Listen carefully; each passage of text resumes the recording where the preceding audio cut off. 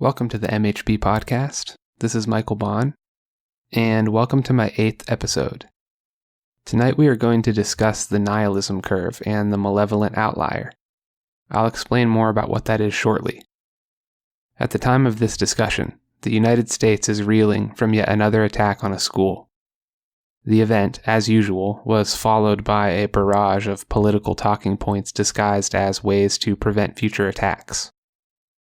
You can always tell if a solution is just a talking point if the solution does not account for the cause. In order to prescribe an effective remedy, one must diagnose the cause of the problem. So, what's causing this? The active shooter phenomenon has become more and more common since the 1990s. There are many people from prior generations that report never having to worry about incidents like these when they were young. It seems clear to any observer that something has changed between then and now. Before we talk about generational changes, I want to make two distinctions. First, we are going to focus on the Western world since the recurrence of this particular problem is most noticeable in the West. Second, the problem we are discussing has nothing to do with ideological terrorism. That is an entirely separate discussion. So let's start off by comparing what has changed from the prior generation with what hasn't changed.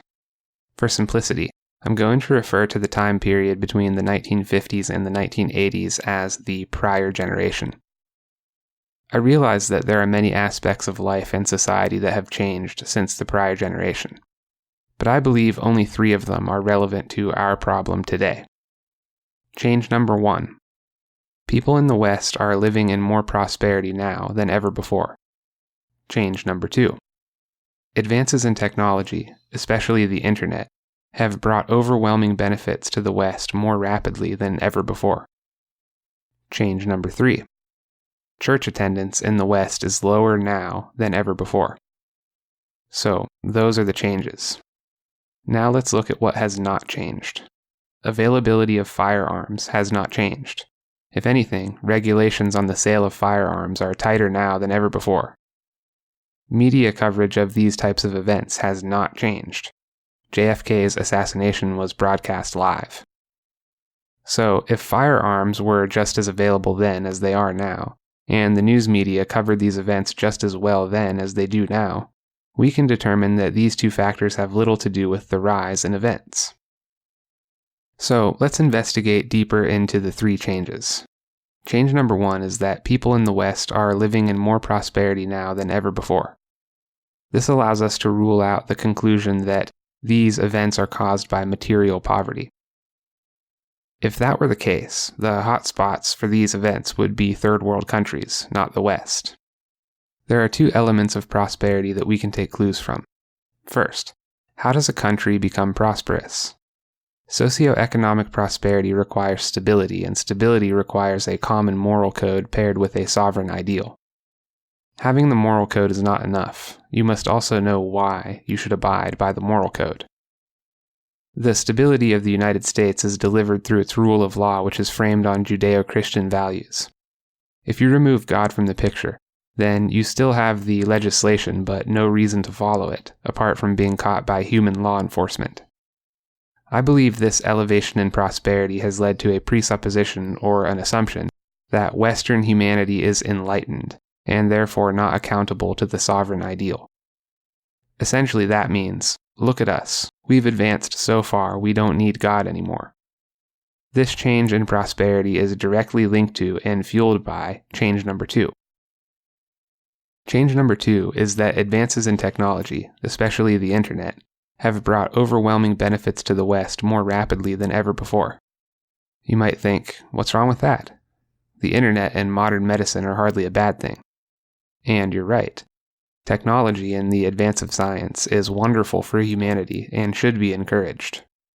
The problem occurs when people begin to worship advancement. Because science has solved so many problems so accurately and quickly, people have begun to look to science to discern their reason for being. The issue is that science cannot provide you with reason for being, and so the people who look to it come up with nothing. Enter nihilism. Nihilism comes from the Latin word nihil, which means nothing. Coincidental, huh? You go to science for existential meaning and you find nothing. Nihilism tells you that your life has no meaning because when you die, nothing happens and you cease to exist. Nihilism tells society that humanity has no value because eventually the universe is going to suffer a heat death, causing it to end in nothing. It will all just cease to exist. The most famous nihilist was the philosopher Friedrich Nietzsche. Arguably, Nietzsche explored nihilism more thoroughly than anyone else who has ever lived. His conclusion from The Parable of the Madman was this: "The madman jumped into their midst and pierced them with his eyes. 'Whither is God?' he cried. 'I will tell you. We have killed him, you and I. All of us are his murderers. But how did we do this? How could we drink up the sea? Who gave us the sponge to wipe away the entire horizon? What were we doing when we unchained this earth from its sun? Whither is it moving now? Whither are we moving? Away from all suns? Are we not plunging continually, backward, sideward, forward, in all directions? Is there still any up or down? Are we not straying as through an infinite nothing? Do we not feel the breath of empty space? Has it not become colder? Is not night continually closing in on us? Do we not need to light lanterns in the morning? Do we hear nothing as yet of the noise of the gravediggers who are burying God? Do we smell nothing as yet of the divine decomposition? Gods, too, decompose. God is dead. God remains dead, and we have killed him." Following his declaration that God is dead, Nietzsche predicted that millions of people would die in the 20th century in the competition over whose values would reign supreme. He pointed specifically to communism, and he was right. It happened just as he said it would. Nietzsche tried to conceptualize a world without God, and what he found was nothing. The idolization of science leads directly to nihilism because science is limited in that it can only describe the how of existence, not the why. So, while we should fully support technological advancement and scientific discovery, we should use caution against seeing science as a replacement for God. This tendency to idolize that which brings us marvelous things is not specific to modern humans. Ancient Babylon was a cutting-edge city during its time. It was such a wonder to behold that people who came there began to worship Marduk, the patron deity of Babylon. He was the state-sponsored god, if you will. The reaction ancient humans had upon seeing Babylon is no different than the reaction modern humans have toward science. Something that brings such wondrous things into our lives must be able to answer what our true meaning is, right? This is the classic formula for idolatry, and we can see its pattern repeated all throughout history. Prosperity leads to the worship of the item or discipline that is perceived to have brought the prosperity. Humanity has left God behind in exchange for science, and the result is nihilism. But the idolization of science isn't solely responsible. The corruption of the church is the other component. You see, in the prior generation, it was like a badge of honor to belong to a church. Today, it is more like something you are embarrassed to admit. The assumption that science can give us the answer to why we are here, which is an assumption backed up by zero evidence, has led to the idea that if you believe the Bible, you must be anti-intellectual. Pair that stigma of anti-intellectualism with the awful behavior from some church leaders, pedophilia, extortion, false teaching, etc., and you will get a misunderstanding of the Christian worldview. It's embarrassing to admit belonging to this misunderstood Christianity. But it's just that, a misunderstanding. This misunderstanding feeds itself because the greatest thinkers assume they must go elsewhere outside of the church if they are to find the answers. An intelligent person who is just starting to form his or her worldview would never look at the misunderstood Christianity as a serious place for thought. So they pursue something like science instead. This illusion of anti-intellectualism in Christianity is how the West ends up with universities that are dominated by nihilistic professors. These professors train the students who become the teachers of elementary, middle, and high schools, not to mention all of the other students who become activists and statesmen. Nihilism is built into our education system. What does all of that have to do with the attacks on schools? This is where the nihilism curve and the malevolent outlier comes in. Picture this with me, or get a pen and piece of paper to draw it if you need to. In the center of the paper, draw a circle. Label this circle with 4 words: Christ, meaning, purpose, value. Draw a bigger circle around the outside of the center circle, but not far away from its perimeter. Label this circle with 4 words: prior generation, biblical truth. The prior generation circle, due to the popularity of being in church, was steeped in the idea that life has transcendent meaning, purpose, and value attributable to Christ. Now, outside of this second circle, put a dot. This is your outlier from the prior generation. This outlier was a misfit who would do things like graffiti school property or get into fistfights. So you should have a Christ circle in the center, a prior generation circle just outside of that, and a prior generation outlier just outside of that. Now I want you to draw a third circle outside of everything you have on the paper. Label this one with 4 words: nihilism curve, science only. This nihilism curve is the common young person who did not belong to the prior generation. This person has no source for transcendent meaning, purpose, and value. Any meaning, purpose, or value in their lives has to come from their external worldly circumstances. Go outside of your third circle and place a dot. This dot is the malevolent outlier. This is the person who has 0 value for human life because his or her worldly circumstances are not giving them any sense of meaning, value, or purpose. Notice, I did not say that their circumstances had to be bad. Their perception of their circumstances is the only thing that has to be bad. That's why it's so hard to spot these people. It doesn't matter what they look like from the outside.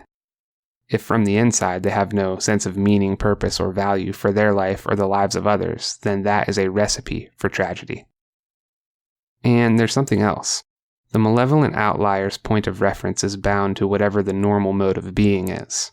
That's why the outlier from the prior generation still has a sense of meaning, purpose, and value in human life. This person, though an outlier, is still closer to the center circle. This outlier's sense of meaning, purpose, and value is based on transcendent truth and not on circumstance. The point of reference for the malevolent outlier is the current norm of the nihilism curve.